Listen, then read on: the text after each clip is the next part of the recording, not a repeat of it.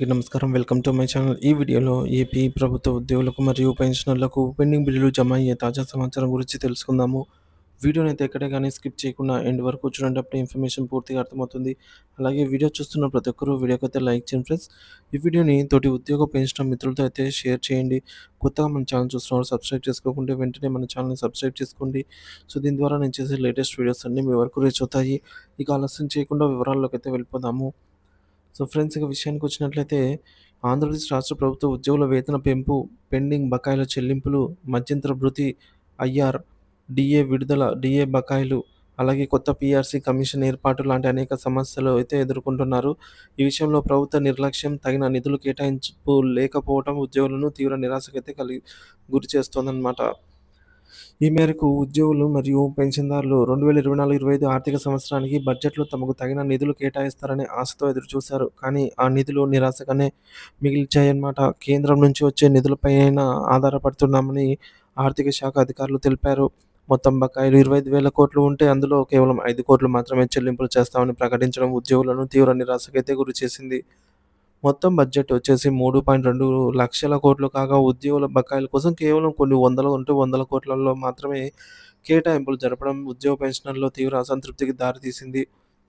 ఉద్యోగుల పెండింగ్ డీఏలు ఇంకా విడుదల కాలేదు. పీఆర్సీ కమిషన్ ఇప్పటివరకు ఏర్పాటే చేయలేదు. దీని కారణంగా కొత్త పే స్కేల్‌పై అనిశ్చితి కొనసాగుతోంది. పెండింగ్ బిల్లులు, రిటైర్మెంట్ బెనిఫిట్స్ కోసం ఉద్యోగులు ఇంకా ఎదురు చూస్తూనే ఉన్నారు. ఉద్యోగుల సొంత డబ్బు అయినటువంటి జీపీఎఫ్, జనరల్ ప్రావిడెంట్ ఫండ్ కూడా సమయానికి మంజూరు కావటం లేదు. ఇది ఆర్థిక సంక్షోభాన్ని మరింత తీవ్రతరం చేస్తోంది. సంక్రాంతి సమయానికి కొంత మొత్తం విడుదల చేసినప్పటికీ అది పూర్తిగా సరిపోలేదని ఉద్యోగ సంఘాలైతే అంటున్నాయి.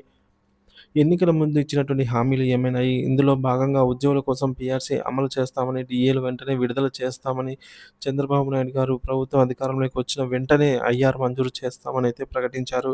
కానీ బడ్జెట్‌లో వీటి కోసం తగిన నిధులు కేటాయించకపోవడం ఉద్యోగులనైతే తీవ్ర ఆశ్చర్యానికి గురిచేసింది. మధ్యంతర భృతి మంజూరు కావాల్సిన అవసరం ఉన్నప్పటికీ ఇప్పటివరకు ఎటువంటి అధికారిక ప్రకటన అయితే రాలేదు.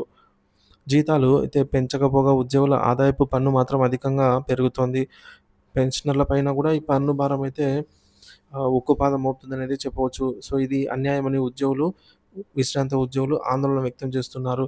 ప్రభుత్వం ఒకవైపు జీతాలు పెంచకుండా, మరోవైపు పన్నుల రూపంలో భారీగా వసూలు చేయడం సరైన విధానం కాదనైతే ఉద్యోగ పెన్షనర్లు చెప్తున్నారు.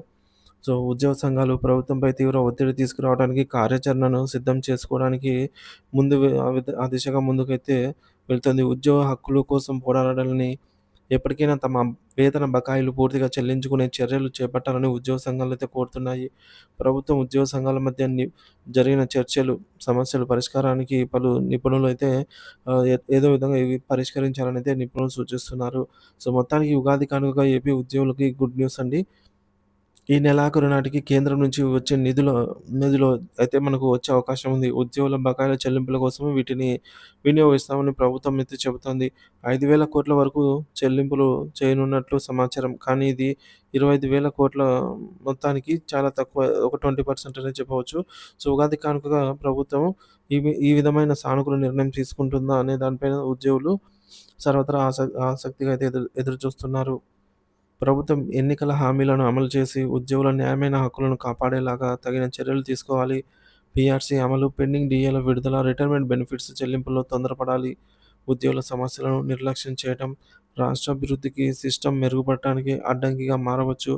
కాబట్టి ఈ విధంగా ఉద్యోగ సమస్యలు ఏ ప్రభుత్వమైనా నిర్లక్ష్యం చేయకూడదండి. నిర్లక్ష్యం చేసినట్లయితే దాని పర్యవసానం అయితే మనము అందరికీ తెలిసిందే. సో, ఈ విధంగా ప్రభుత్వాలు గూడా ఆహ్, ఈ విధంగా అయ్యే అవకాశం ఉంది. కాబట్టి ఉద్యోగులందరికీ మంచి రోజులు రావాలి. అలాగే తగిన చర్యలు ప్రభుత్వాలు ఈ మేరకు తీసుకొని ఉద్యోగుల పెండింగ్ సమస్యలను వీటన్నిటిని గూడా ఒక్కొక్కటిగా తీర్చాలి అనైతే ఉద్యోగ పెన్షనర్లు భావిస్తున్నారు. సో, మరి ఈ ఉగాది సందర్భంగా ఒక 5,000 కోట్ల రూపాయల వరకు బిల్లులు చెల్లించే అవకాశం అయితే ఉంది. మరి ఏ శాఖకు ఎంత, ఏ ఏ ఏ వాటికి అంటే డీఏలకి ఎంత, పీఆర్సీ కమిషన్ నియామకం ఉంటుందా లేదా, ఇవన్నీ కూడా మనకు అతి త్వరలో తెలుస్తాయన్నమాట.